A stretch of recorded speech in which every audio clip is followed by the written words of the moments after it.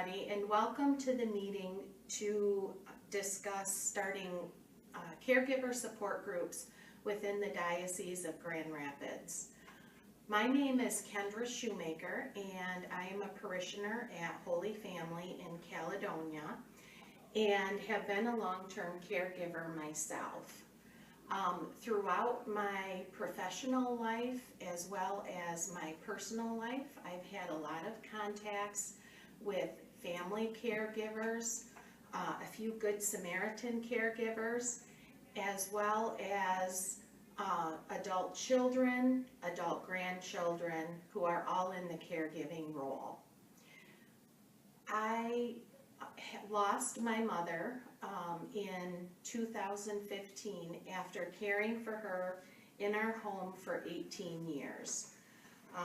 That is unusual to have someone with you for that long, and we had her through the transitioning of our young family life. She moved in with us when our third child was 1 year old, and we have 5 children, and she passed away in April of 2015, as I said, after being with us for 18 years.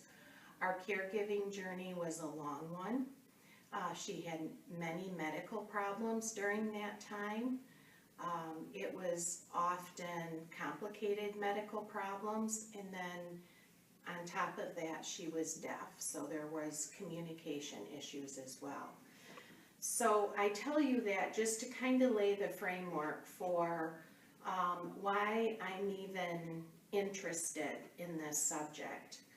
I am a master's level social worker and have worked with older adults most of my professional career.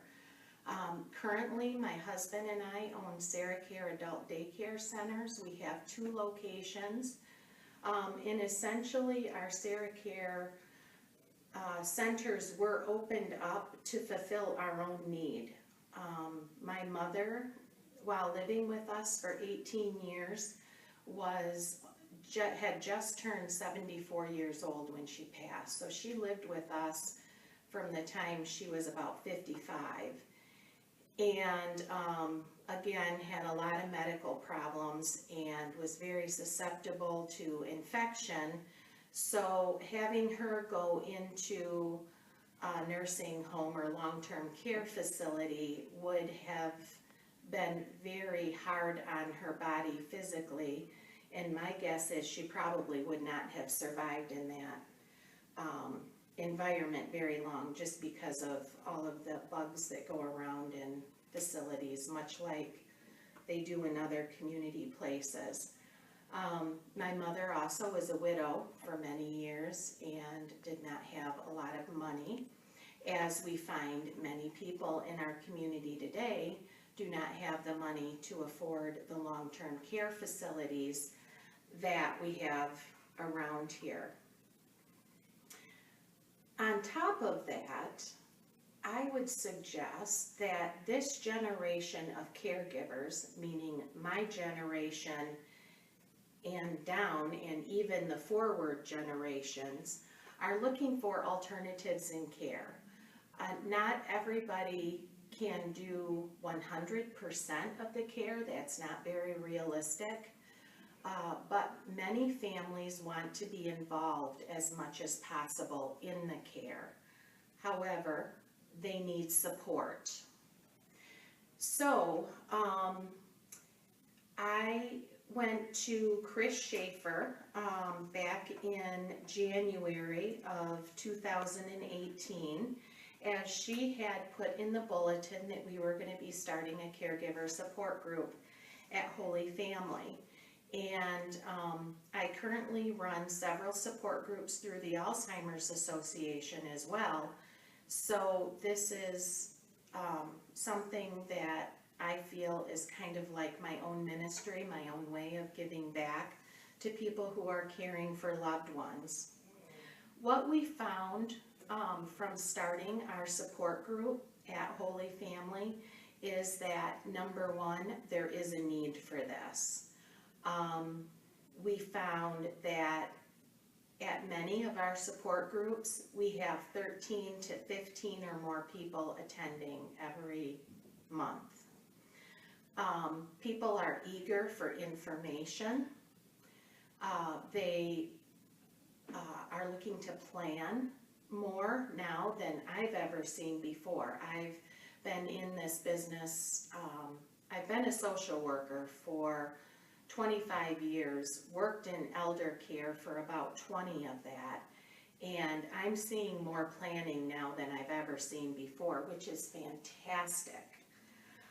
So people are hungry for information. They're hungry to know what's out there, what kind of services can I even get for home and community-based care. Secondly, they're looking for support, real support. What can I get to help me care for my loved one at home? Next one, support if their loved one is in a community. Just because someone is living in a long-term care facility does not mean that the caregiver does not need support. They still do. That caregiver is an active part of that person's life, is an advocate, and need continued support for the journey. Finally, but not lastly, the huge thing that we were missing in our support group is the spiritual component, the prayer. Our families that come to these groups are hungry, hungry, hungry for prayer. They're hungry for the spiritual support to get them through this journey. I brought with me some statistics today. One of the things that I participate in is the Alzheimer's Association. And while the facts and figures that I'm going to give you come from the Alzheimer's Association, I want you to realize that there's more things that keep a loved one at home than just Alzheimer's and dementia. From my own personal family situation, my mom had a laundry list of medical problems and things that really made her mobility difficult that kept her at home, as well as the hearing loss. But right now in America, we're really learning a lot about Alzheimer's disease. Alzheimer's disease currently is the 6th leading cause of death, and that is likely to increase on the list because it is being accurately diagnosed more. Currently, 5 Medicare dollars is being spent to care for someone just with Alzheimer's disease. That number is expected to rise if we A, don't find a treatment, and B, if everyone that has this diagnosis is in need of long-term care. The United States just passed a bill that is going to help bring in home and community-based care services for people who have Alzheimer's disease and dementias to help keep them in their homes even longer. We realize that we don't have the long-term care facilities to care for everyone who may need it. So we are depending on home and community-based care and caregivers, people that are willing to take care of their loved ones at home. Statistics tell us that by the year 2030, all baby boomers will be older than age 65.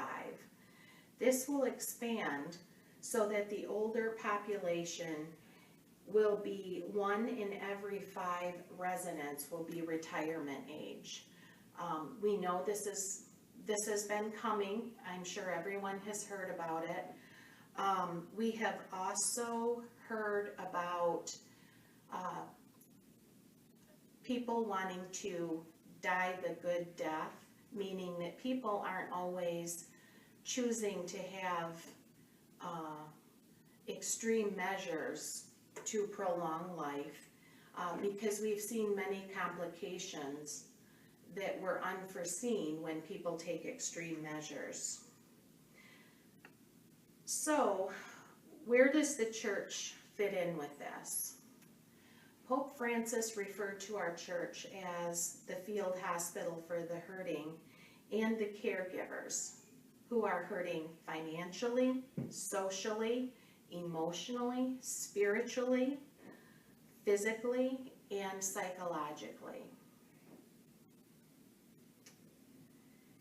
Having the care for the elderly be completely in the hands of the civic community is lacking the spiritual component of the church, as well as depriving the church of the blessings that the end of life can offer. Likewise, relying on the civic community for support for caregivers is falling short of the spiritual element, which the caregivers desperately need. As a Catholic Church, we must be bold in the hands and hearts of Jesus to the elderly and the caregivers. This is the reason that you all are here today, and this is the reason that Mark and Chris will be talking to you about the Nourish program, a Christ-centered ministry which can offer spiritual support for caregivers and entire Catholic families. Chris, Mark, and I have had several discussions about what we're hoping comes of this Nourish program. One of the things that we're hoping for, of course, is that our Catholic parishes will embrace this program and bring in groups of parishioners to be fed from this program spiritually so they can continue to take care of their loved ones at home. We are also hoping for participation from the extended family as well, thus bringing families back to the church a little bit. Would be our goal. We'll see if that will happen.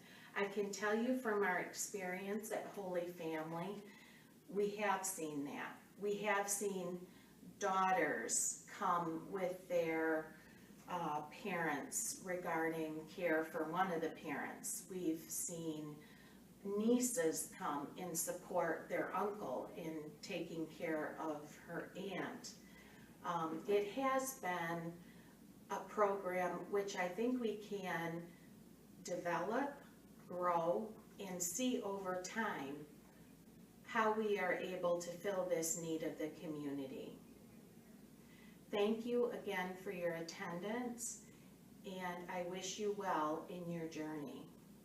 Thank you.